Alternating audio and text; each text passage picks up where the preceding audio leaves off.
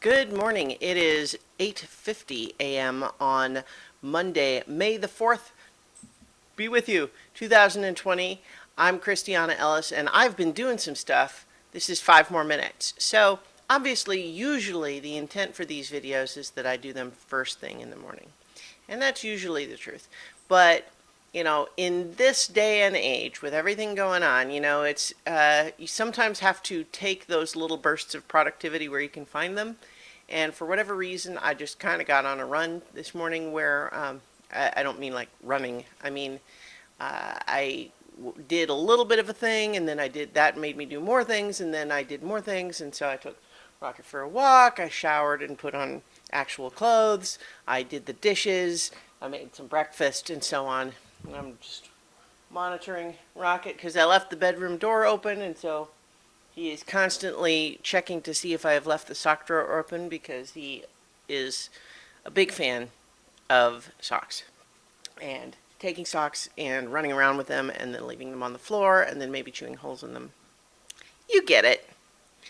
But yeah, so when you can have those opportunities to actually get some stuff done, I say seize them. And so I did. I didn't want to break that chain, start recording the video, and then find that I've lost that initiative. So here I am.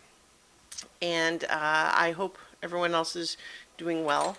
I'm kind of, I'm getting by for now, but then again, as I've discussed before, I have a lot of advantages that I know that there are other people out there who are, struggling that, that don't have. So, I hope everyone is taking care of themselves and getting through this. I mean, it looks like it's, it's going to stay as a long haul, even though we've got some places starting to open back up. I mean, the worry is that it's just going to explode again, and we'll see. There's only so much that we can control, right? And so it's whether you're religious or not, I think there's real wisdom found in that whole serenity prayer thing of just like the wisdom to know the difference between the things that you can do something about and the ones you can't. And to, have the courage to do the things that you can do and be at peace with the things you can't as much as possible.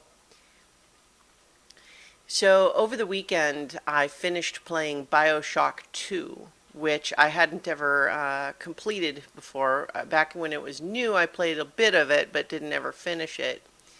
As a follow-up to the first one, it's definitely interesting because I feel like the story is good. It's fine. It's not groundbreaking and fresh the way the first one felt when it came out, but the gameplay around it is kind of more refined, and I think that makes for a pretty good game. But then, when I finished that one, and then I also played the Minerva Stand DLC, which is also very good. And honestly, I think, although it's much shorter, I think the story is very good. But then I put on Bioshock Infinite, which I hadn't played since it was new, which is, of course, more recent.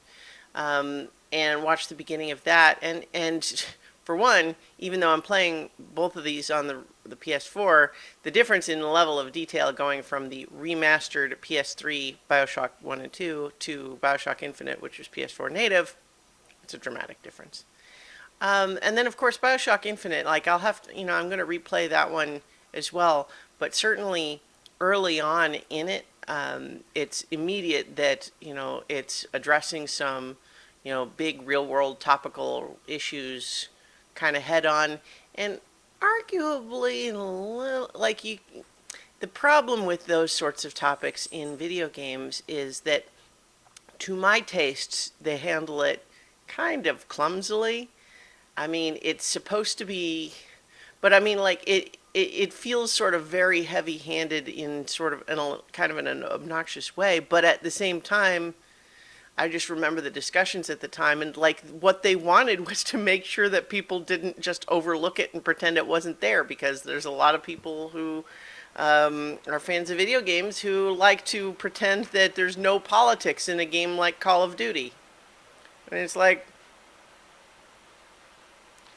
do you understand what politics are? Probably not. Anyway, but yeah, so it's been interesting going through those games again and just thinking about them. And like Bioshock Infinite, I think, as I recall, the sort of critical consensus ultimately was that its story and themes are ultimately not super well handled, but I do kind of admire a video game that does try to actually say something and do something rather than just be action. I don't know what Rocket's barking at, but I better go see. So I'm going to leave it there, and I'll talk to you all tomorrow for 5 more minutes.